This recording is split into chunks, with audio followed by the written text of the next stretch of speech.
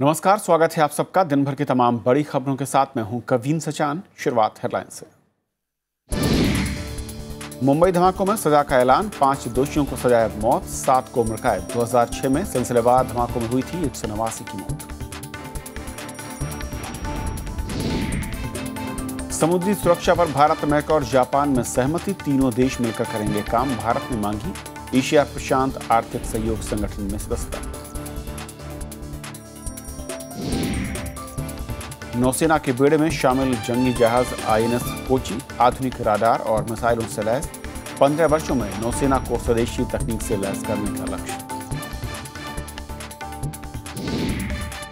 नए संविधान का नेपाल में विरोध जारी, सरकार के दखल के बाद भारतीय चैनलों का प्रसारण बहाल। पूर्व विदेश मंत्री यशवंत सिन्हा की प्रधानमंत्री से हस्तक्षेप की मांग।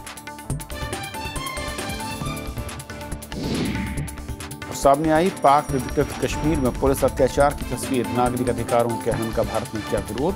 कांग्रेस ने कहा बेनकाब हुआ पाकिस्तान।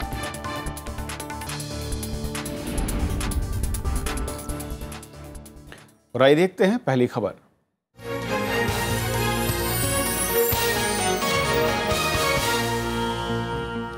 जंगी पोत आईएनएस कोची आज नौसेना में शामिल हो गया। रक्षा मंत्री मनोहर पर्रिकर ने आज मुंबई में इसे नौसेना के बेड़े में शामिल किया। आईएनएस कोची कोलकाता कैटेगरी का दूसरा गाइडेड मिसाइल डिस्ट्रॉयर जहाज है और इस मौके पर उन्होंने कहा कि नौसेना ने अगले 15 साल के लिए स्वदेशी योजना का खाका तैयार किया है। अगले 5 साल में मिसाइल प्रौद्योगिकी में भी बड़े स्तर पर स्वदेशीकरण होगा।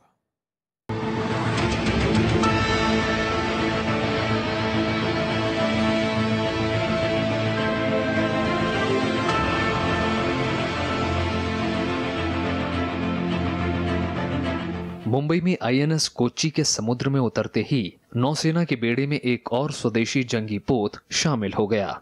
रक्षा मंत्री मनोहर पर्रिकर ने इसे नौसेना को सौंपा।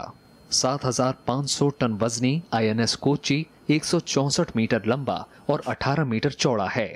4 गैस टरबाइन से लैस ये पोत 30 नॉट तक की रफ्तार पकड़ सकता है। इस जंगी पोत पर करीब 40 अधिकारी और चालक दल के 350 सदस्य सवार हो सकते हैं। As he says, 90% तक इंडिजिनाइजेशन हुआ है। मतलब जहाज बनाने की तरीका, उसका कंट्रोल, उसकी सभी रडार सिस्टम्स इसमें 90% है। लेकिन फायर पावर जो होती है, जिसमें मिसाइल्स रहते हैं, हमारे पीछे ही है। यहाँ आप देख रहे हैं, गन देख रहे हैं, उसके पीछे मिसाइल सिस्टम्स है, टॉर्पेडो सिस्टम्स है। ये सिस्टम में मिक्स्ड सक्सेस है। दुश्मनों के रडार को चकमा देने में पूरी तरह सक्षम इस जंगी जहाज में सुपरसोनिक ब्रह्मोस मिसाइलें, रॉकेट लॉन्चर, सोनार और एंटी सरफेस गन लगी हैं। इसे ट्यूब टॉर्पीडो और एंटी सबमरीन रॉकेट से लैस किया गया है। पनडुब्बी रोधी तकनीक और 3D रडार इसे अपनी सीरीज के दूसरे युद्धपोतों से बेहतर बनाता है। It is equipped with the state-of-the-art weapons and sensors, some of which have been developed by the DRDO and manufactured in the country by our public and private sector industry. इस series का पहला युद्धपोत INS Kolkata को पिछले साल अगस्त में नौसेना के बेड़े में शामिल किया गया था। वहीं तीसरा युद्धपोत अगले साल के आखिरी तक नौसेना में शामिल होने की उम्मीद है। आधुनिक तकनीक और हथियारों से लैस ये युद्धपोत किसी भी तरह के हमले से निपटने में सक्षम है और समुद्री सीमा की सुरक्षा चाक चौबंद होगी। Bureau report, Rajya Sabha TV. और इसके बारे में और बातचीत करने के लिए हमारे साथ हैं पीके घोष साहब, सीनियर फेलो हैं ओआरएफ से। घोष साहब, स्वागत है आपका। सबसे पहले तो मैं यही समझना चाहूँ कि आईएनएस कोच्चि आखिर है क्या, क्या इसकी खूबियां हैं, क्या इसकी विशेषताएं हैं? देखिए, ये एक ऐसा पोत है जिसे कहते हैं स्टेल्थ डिस्ट्रॉयर, मिसाइल डिस्ट्रॉयर। यानी कि ये रडार में ज़्यादा बड़ा नहीं दिखता और एकदम बहुत ही, मतलब इसका रडार जो है सिग्नेचर बहुत ही छोटा है। तो ये स्टेल्थली जा सकता है और ये दूसरों जहाज़ों, एनिमी जहाज़ों पे इतना विजिबल नहीं है। यही एक है। और दूसरी बड़ी बात इसमें ये है कि इसमें बहुत सारे वेपन सिस्टम्स और एकदम लेटेस्ट रडार्स हैं। जैसे यहाँ पर एक फेज्ड एरे रडार सिस्टम है इसके अंदर, जिसे MF स्टार है, बहुत ही एडवांस्ड है, जिसको हमने इजरायलियों के साथ बनाया है। फिर LWO-8 रॉल सिस्टम है। ऐसे कई रडार सिस्टम्स जो हैं काफ़ी मॉडर्न हैं, एकदम जिसे कहते हैं स्टेट ऑफ आर्ट। इसके जो मिसाइल्स हैं, इसके अंदर हमारे ब्रह्मोस मिसाइल्स हैं जो बहुत ही अच्छे हैं, 290 किलोमीटर का, और इसमें 16 ब्रह्मोस के मिसाइल के ट्यूब्स हैं। और बताना चाहूँ तो इसके अंदर एक बाउ माउंटेड सोनार है, हमसा, जिसको हमने मतलब मॉडिफाई किया हुआ है। इसका रोल किस तरह का होता है इसमें? ये सोनार जो है ये पनडुब्बियों को खोजने में हमें मदद करता है। इसमें 2 सोनार हैं। एक तो है जो बाउ माउंटेड है। पहले सोनार ऐसे होते थे जो हल माउंटेड होते थे, बीच में होते थे कहीं। ये एकदम बाव में है, जैसे आगे आगे जाता है तो ये एक बाव में है। और एक फेज्ड अरे सोनार सिस्टम जो है वो हम शिप के साथ ही इसे इस्तेमाल कर सकते हैं, एक पीछे भी वो है। तो और इसके साथ एंटी पनडुब्बी रॉकेट्स RBU 6000 भी है। तो जो पूरा ये है, ये जहाज जो है ये काफ़ी मतलब स्टेट ऑफ आर्ट है। यानी कुल मिलाकर गुश्ताब, अगर मैं आम आदमी के लिहाज से कहूँ, ये समझने की कोशिश करूँ, समुद्र के अंदर अगर लड़ाई की ज़रूरत पड़ती है तो उसके लिए बेहतरीन एक तरीके से ये वॉरशिप है। जी हाँ, जी हाँ। और एक बात बहुत महत्वपूर्ण ये है कि इसमें काफ़ी नेटवर्क्स हैं। जैसे इसके अंदर एक ये शिप डेटा नेटवर्क, जिसमें ऐसा है कि कई ऑफिसर जो इम्पोर्टेंट ऑफिसर्स हैं वो एक कंसोल में बैठकर बहुत सारे पिक्चर्स देख सकते। पिक्चर मतलब कई जगह से, हाँ, कई जगह से वो इनपुट्स हासिल कर सकते हैं। ये एक बहुत यूनिक सिस्टम है। तो ऐसे कई नेटवर्किंग सिस्टम्स हैं जो, जैसे मैंने कहा, एकदम स्टेट ऑफ आर्ट। और इसके वजन के साथ इसकी जो स्पीड कही जा रही है वो भी कहा जा रहा है इसकी एक बड़ी खूबी है। क्या वाकई ऐसा है? हाँ, ऐसा है। ये कोगैग है, गैस एंड गैस, और ये 30 नॉट के स्पीड पर जा सकती है, विच इज़ वेरी गुड, बहुत ही अच्छा हुआ। और जिस तरीके से रक्षा मंत्री ने कहा है कि अब हम आगे जो बढ़ रहे हैं, यानी कि स्वदेशी मैं कहूँ कि अभियान की तरफ बढ़ रहे हैं, और ये अगली सीरीज़ भी उससे जुड़ी होगी, किस तरीके से आप देखते हैं इसे? ये पहला जो था कोलकाता, वो मेरे ख्याल में कुछ डिले हो गया था। 2013 पे उसको कमीशन किया था, प्राइम मिनिस्टर ने ही उसे कमीशन किया था। ये 2015, और जो अगले वाला आएगा वो INS चेन्नई जो 2016 पे आएगा। उसके बाद जो हमारा प्रोजेक्ट है वो विशाखापट्टनम क्लास का है। लेकिन ये जो है प्रोजेक्ट, ये मेरे ख्याल में थोड़ा डिले हुआ है। लेकिन एक बात मैं कहूँगा कि ये एक बहुत महत्वपूर्ण कदम है टुवर्ड्स इंडिजिनाइजेशन। हमें ऑफ कोर्स काफ़ी दूर जाना है इंडिजिनाइजेशन में, कदम बढ़ा दिए, एक कदम ज़रूर हम बढ़े हैं। और जैसे पर्रिकर साहब ने कहा है, ये एक हमारे लिए एक अनुभव है कि हम धीरे धीरे आगे बढ़ रहे हैं। जी गुस्ताव, एक आखिरी सवाल, जिस तरीके से हम इसको देख रहे हैं, इसकी खूबियाँ देख रहे हैं, अगर मैं कंपेयर करूँ समुद्री सुरक्षा के लिहाज से, या फिर जो पड़ोसी देश हैं जिनके साथ हम कंपेयर करते हैं, चीन की बात करते हैं और दूसरे जो कंट्रीज़ हैं, उस लिहाज से हम अभी कहाँ पर हैं, कितना पीछे हैं, या कितने बराबर में खड़े होते हैं? देखिए, चीन जो है वो इंडियन ओशन में आ ही गया है। आपने पढ़ा होगा, वो एंटी पायरेसी पेट्रोल्स में था, वहाँ पर उन्होंने एक न्यूक्लियर सबमरीन लगाया था एंटी पायरेसी पेट्रोल के लिए, जो बहुत ही यूनिक है, ऐसा कभी हुआ नहीं है ऐसे पनडुब्बी इस्तेमाल। हम सोचते हैं कि ये जो इंडियन ओशन है वो हमारा स्ट्रेटेजिक बैकयार्ड है, और हम चाहते हैं कि दूसरे जो देश हैं वो हमारी ओर देखें और हम उनके लिए एक कॉम्प्रिहेंसिव सिक्योरिटी प्रोवाइडर जिसे कहते हैं वो बनाए हो। हाँ, तो इंडियन ओशन एक काफ़ी बड़ा जगह है और इसके लिए हमें चाहिए एक बहुत केपेबल नौसेना। और अगर हम दूसरे देशों को सहायता करेंगे तो उसके लिए भी हमें चाहिए एक बहुत केपेबल नौसेना। तो हम चाहते हैं कि 200 शिप का एक नौसेना हो। अभी तो हम वहां पर नहीं हैं, यानी कि काफी पीछे हैं, लेकिन कदम जैसा कि आपने कहा कि बढ़ा चुके हैं और तेज रफ्तार से बढ़ाने की जरूरत है। बहुत शुक्रिया रुस्तम इस पूरी बातचीत के लिए आपका। धन्यवाद। और ये थी हमारी पहली खबर। छोटा सा ब्रेक लेंगे, ब्रेक के उस पार दिन भर की दूसरी बड़ी खबर।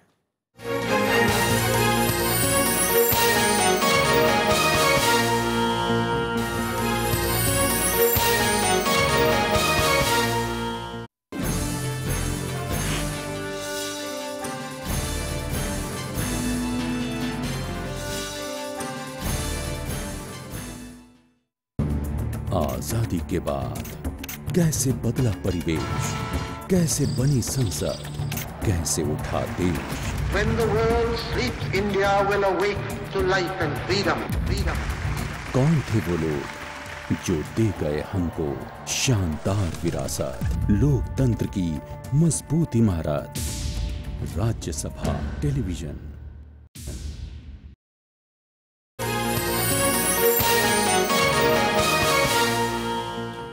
2006 में मुंबई की लोकल ट्रेन में हुए सिलसिलेवार बम धमाके मामले में आज मकोका अदालत ने फैसला सुनाया। कोर्ट ने 12 आरोपियों में से 5 को फांसी जबकि बाकी 7 को उम्र कैद की सजा दी। इन धमाकों में 189 लोगों की जानें गई थी। 9 साल के लंबे इंतजार के बाद बुधवार को मुंबई लोकल ट्रेनों में बम धमाके मामले में फैसला आ गया। अदालत ने बम धमाकों में दोषी 12 लोगों में से 5 को सजाए मौत सुनाई, जबकि बाकी 7 दोषियों को उम्र कैद की सजा दी गई। मामले की जांच करने वाले मुंबई एटीएस के पूर्व प्रमुख केपीएस रघुवंशी ने कोर्ट के फैसले पर संतोष जताया है। इसमें जो 5 लोग हैं जो प्लांटर थे, उनको फांसी की सजा दी गई है और बाकी लोगों को अलग अलग सेक्शन के तहत कॉन्स्पिरेसी, अलग अलग IPC section, explosive act, MCOCA, इसके तहत जन्म ठेप की शिक्षा मिली है। इससे मेरी पूरी एटीएस की टीम जो उस समय इन्वेस्टिगेशन में लगे हुए थे, उनके इन्वेस्टिगेशन को कोर्ट ने फाइनली ठप्पा लगा दिया है। इधर बचाव पक्ष के वकील शरीफ शेख ने कहा कि वो फैसले के खिलाफ हाई कोर्ट का रुख करेंगे। उन्होंने कहा कि अदालत ने एटीएस के प्लांट किए सबूतों की ठीक तरह से जांच नहीं की। But the evidence, the appreciation of evidence is not proper, and will challenge the order in the High Court. And my team is 100% sure that we'll get an acquittal, not the question of the death sentence. All the innocent boy will get an acquittal. Mumbai में 11 जुलाई 2006 को कई local ट्रेनों में सिलसिलेवार धमाके हुए। इसमें 189 लोग मारे गए थे और 800 से ज्यादा घायल हुए थे। ये धमाके उपनगरीय ट्रेनों के पहले दर्जे के डिब्बों में रखे गए प्रेशर कुकर बम से किए गए थे। Bureau report, Rajya Sabha TV. Bharat, America और जापान समुद्री सुरक्षा के लिए अब मिलकर काम करेंगे। तीनों देशों के विदेश मंत्रियों की कल न्यूयॉर्क में पहली त्रिपक्षीय बैठक में इस पर सहमति बनी। विदेश मंत्री सुषमा स्वराज ने भारत को जल्द एशिया प्रशांत आर्थिक सहयोग संगठन की सदस्यता देने की अपील भी की। न्यूयॉर्क में भारत, अमेरिका और जापान के विदेश मंत्रियों ने आपसी हित के कई मसलों पर चर्चा की। सबसे बड़ा मुद्दा दक्षिण चीन सागर में परिवहन की आजादी का था। तीनों देशों का मानना था कि एशिया प्रशांत क्षेत्र में उनके हित जुड़े हुए हैं, इसलिए समुद्री सुरक्षा पर मिलकर काम करना होगा। We have always supported the freedom of navigation in international waters, the right of passage and overflight, unimpeded commerce and access to resources in accordance with principles of international law, including the 1982 UNCLOS. Foreign policy as economics and economics as foreign policy, and all of East Asia as an area of enormous economic growth and also a place of challenge for some other issues of security. तीनों देशों ने कहा कि Asia प्रशांत क्षेत्र की सुरक्षा में ASEAN की भूमिका अहम है। विदेश मंत्री ने क्षेत्रीय संपर्क बढ़ाने पर एक विशेषज्ञ समूह का भी गठन किया है। We see a strong connect between our discussions today and India's Act East policy. It is in this strategic context that India seeks an early membership of APEC. 日米日印、米印、こうした二国間関係のみならず、インド太平洋地域のこの安定と繁栄にとって極めて重要な意義を持ちます。इन तीनों देशों में दुनिया की 1/4 आबादी रहती है। वैश्विक उत्पादन में भी उनका हिस्सा इतना ही है। तीनों देश इस साल एक साथ मालाबार युद्धाभ्यास में भी हिस्सा ले चुके हैं। Bureau report, Rajya Sabha TV. BRICS देशों ने संयुक्त राष्ट्र सुरक्षा परिषद में व्यापक बदलाव की मांग दोहराई है। भारत के निमंत्रण पर चीन, रूस और ब्राजील के विदेश मंत्रियों की न्यूयॉर्क में बैठक हुई। ब्रिक्स से 2 देश भारत और ब्राजील इसके दावेदार हैं। चारों देशों ने आतंकवाद की निंदा की। ब्रिक्स देशों के बीच आर्थिक और वित्तीय सहयोग मजबूत करने पर भी चर्चा हुई। दिल्ली में आज केंद्र और राज्य रिलेशनशिप कॉन्क्लेव का आयोजन किया गया। मुख्यमंत्री अरविंद केजरीवाल ने सम्मेलन की मेजबानी की। सम्मेलन में पश्चिम बंगाल और त्रिपुरा के मुख्यमंत्रियों ने भी शिरकत की। दिल्ली में केंद्र राज्य रिलेशनशिप कॉन्क्लेव की मेजबानी कर रहे मुख्यमंत्री अरविंद केजरीवाल के निशाने पर केंद्र सरकार रही। उन्होंने कहा कि केंद्र का हस्तक्षेप सिर्फ दिल्ली तक ही सीमित नहीं है। 23 साल हो गए। 23 साल में किसी भी लेफ्टिनेंट गवर्नर ने दिल्ली के किसी भी मुख्यमंत्री के किसी भी ऑर्डर को नल एंड वॉइड नहीं किया।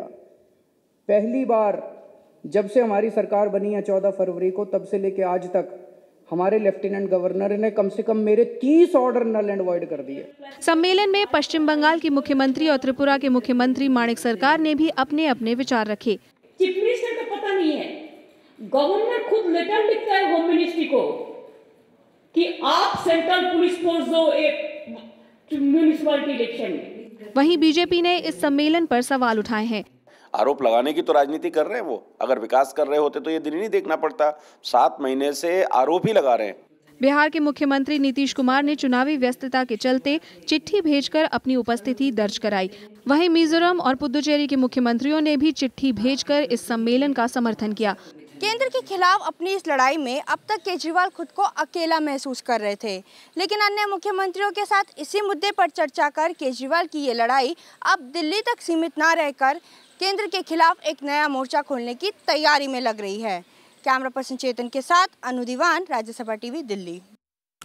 आगरा के एक प्राथमिक स्कूल में मिड डे मील खाने से बच्चे बीमार पड़ गए। घटना खैरागढ़ इलाके की है, जहां पर मिड डे मील का दूध पीने के बाद करीब 100 बच्चों को उल्टियां शुरू हो गईं। बच्चों को आनन-फानन में सामुदायिक स्वास्थ्य केंद्र जाया गया, जहां से गंभीर हालत में 2 दर्जन से ज़्यादा बच्चे मेडिकल कॉलेज आगरा के लिए रेफर कर दिए गए।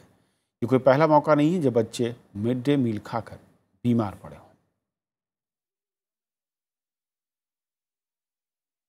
भारत ने पाकिस्तान अधिकृत कश्मीर में नागरिक अधिकारों के हनन का कड़ा विरोध किया है। इस मसले पर कांग्रेस ने भी सरकार का साथ दिया। दरअसल एक वीडियो सामने आया जिसके बाद पाकिस्तान पर अधिकृत कश्मीर में आंदोलन को कुचलने का आरोप लगा है। पाकिस्तान अधिकृत कश्मीर के लोगों पर पुलिस की बर्बरता का नया वीडियो सामने आने पर भारत ने तीखी प्रतिक्रिया दी है। पीएमओ में राज्य मंत्री जितेंद्र सिंह ने कहा है कि पाकिस्तान के कब्जे वाले कश्मीर में कभी भी लोकतंत्र नहीं रहा। ये एक प्रकार का आई ओपनर है, न सारे विश्व के लिए बल्कि जम्मू कश्मीर प्रदेश के निवासियों के लिए भी, और उन तमाम लोगों के लिए जिनका जम्मू कश्मीर के साथ स्टेक। आपको याद होगा कुछ साल पहले कश्मीर में भयंकर भूकंप आया था। अमन सेतु टूटने से तब पाक अधिकृत कश्मीर के कुछ लोग इधर ही रह गए। इन्हीं में से एक मुदस्सर ने कहा था कि भारतीय कश्मीर की जो तस्वीर उन्हें बताई गई, इससे यहाँ के हालात पूरी तरह से अलग हैं। मुझे पता था ना, मेरा जो आइडिया था, जो गैस था, वो यहाँ आने से पहले तो वो बिल्कुल हट के था, यहाँ से बिल्कुल हट के नज़र आ रहा है, क्योंकि यहाँ आर्मी भी है, मिलिटेंसी भी है। मतलब अगर दिल्ली से कंपेयर करें तो 40-50 साल ये पीछे होंगे लोग। काफ़ी कुछ टेक्नोलॉजी भी नहीं होगी, जहाँ घूमना फिरना किसी को भी पता नहीं कभी वो आर्मी के हाथों मारे गए या फिर मिलिटेंट के हाथों मारे गए। मगर यहाँ देखने के बाद काफ़ी हद तक ज़रा पता चल रहा है कि नहीं, उस तरह की बात नहीं है जिस तरह की हम सोचते थे। कांग्रेस ने भी कहा कि पाक अधिकृत कश्मीर की सच्चाई पूरी दुनिया के सामने आ गई है। तो अब सच्चाई सामने आ रही है, विश्व के सामने आ रही है। मैं उम्मीद करता हूं कि विश्व इस पर अब ध्यान देगा, और जब पाकिस्तान कुछ भी कहता है भारत के बारे में तो इस बात को ध्यान में रखेगा। जून में गिलगित बाल्टिस्तान के चुनाव में बड़े पैमाने पर हिंसा की खबरें भी सामने आई थीं। Bureau report, Rajya Sabha TV. और अब खबर नेपाल से, जहां पर नए संविधान का विरोध दिनों दिन बढ़ता जा रहा है। इस बीच पूर्व विदेश मंत्री यशवंत सिन्हा ने नेपाल के ताज़ा हालात पर चिंता जताते हुए प्रधानमंत्री से दखल की मांग की। वहीं नेपाल के वाणिज्य मंत्री ने कहा कि मौजूदा संकट का असर दोनों देशों के रिश्तों पर नहीं पड़ेगा। नेपाल में नए संविधान का विरोध थमता नजर नहीं आ रहा।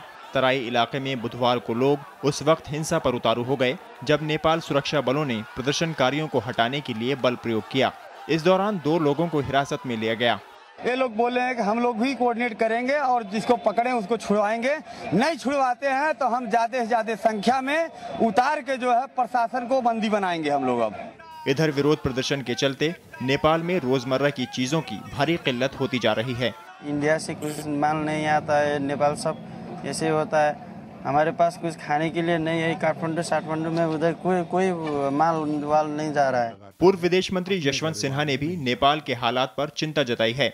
उन्होंने इस समस्या के समाधान के लिए प्रधानमंत्री से हस्तक्षेप की बात कही है। नेपाल का ये सो कॉल्ड ब्लॉकेड जो है वो रुके, जो सप्लाई के ट्रक्स हैं वो नेपाल में जाएं और एक जो विकट परिस्थिति नेपाल की जनता के लिए पैदा हुई है वो तत्काल दूर हो। नेपाल के संविधान को लेकर जो मुद्दे उठे हैं उसके बारे में निश्चित रूप से एक पड़ोसी देश होने के चलते हमारी चिंता है। इस बीच नेपाल के वाणिज्य मंत्री ने कहा है कि मौजूदा संकट का असर भारत के साथ रिश्तों पर नहीं पड़ेगा। We've got trade with all the countries, especially with South Asia, and with India we have more trade because we share the large volume of trade, portion with India, and it will continue to happen that way because reality is reality. Nepal सरकार ने cable ऑपरेटरों को भारतीय TV चैनलों का प्रसारण जारी रखने का निर्देश दिया है। सरकार ने प्रदर्शनकारियों से बातचीत के लिए एक समिति भी गठित की है। अखिलेश सुमन, राज्यसभा टीवी। केंद्रीय संचार मंत्री रविशंकर प्रसाद ने कहा है कि सरकार कॉल ड्रॉप के मुद्दे पर गंभीर है और मंत्रालय ने राज्यों के मुख्यमंत्रियों को चिट्ठी लिखी है कि वो सरकारी इमारतों पर मोबाइल टावर लगाने की इजाज़त दें, इससे कॉल ड्रॉप की समस्या से निपटा जा सके। ट्राई की ओर से किए गए सर्वे का डाटा जारी करते हुए उन्होंने कहा कि देश में 34,600 मोबाइल टावर सही तरीके से काम नहीं कर रहे, जिसमें से करीब 17,000 टावर को ठीक कर लिया गया था। बाकी जल्द ही सही ढंग से काम करने लगेंगे। हमारा विभाग इसको कॉन्स्टेंटली मॉनिटर कर रहा है और जो हमें उनकी ओर से बताया गया है कि बाय अक्टूबर एंड सिचुएशन और इम्प्रूव करना चाहिए। देश भर में हमारी सख्त मॉनिटरिंग और डायरेक्शन के कारण चीजें इम्प्रूव कर रही हैं, आगे और इम्प्रूव करेंगी। और दक्षिण चीन से खबर मिल रही है, गुआंशी में हुए सिलसिलेवार बम धमाकों में 6 लोगों की मौत हो गई है, जबकि कई लोग घायल हैं। धमाका 2 घंटे के भीतर 15 धमाकों की खबर है। हमलावरों ने अलग अलग ठिकानों पर पार्सल बम रखे थे और हमले के लिए जिम्मेदार कौन है, इसकी वजह क्या है, इसके बारे में अब तक कोई खुलासा नहीं हो सका है। राजस्थान में आज एक अहम घटना सामने आई, जहां पर पानी की तलाश में एक तेंदुए का सर स्टील के एक धड़े में फंस जाने के चलते हड़कंप मच गया। बड़ी मशक्कत के बाद वन विभाग ने तेंदुए को बचा लिया। राजस्थान के राजसमंद में मटकी से पानी पीना इस तेंदुए को भारी पड़ गया। इन जनाब की प्यास तो बुझ गई, लेकिन जान के लाले पड़ गए। सर मटकी में और बचाने के लिए दूर दूर तक कोई नहीं। तेंदुए के सिर से मटकी निकालने का जोखिम कौन ले भला, लिहाजा 2 घंटे तक ये तेंदुआ ऐसे ही मशक्कत करता रहा। गांव वालों ने वन विभाग को खबर दी तो बेहोश करके तेंदुए का सर मटकी से निकाला गया। जंगल के इस खतरनाक जानवर की बेचारगी भले ही देखने वालों के लिए हैरानी और तमाशा हो, घटते जंगलों और प्राकृतिक संपदा के दोहन की एक भयानक तस्वीर पेश करता है। Bureau report, Rajya Sabha TV. इस बुलेटिन में अभी इतना ही। नमस्कार।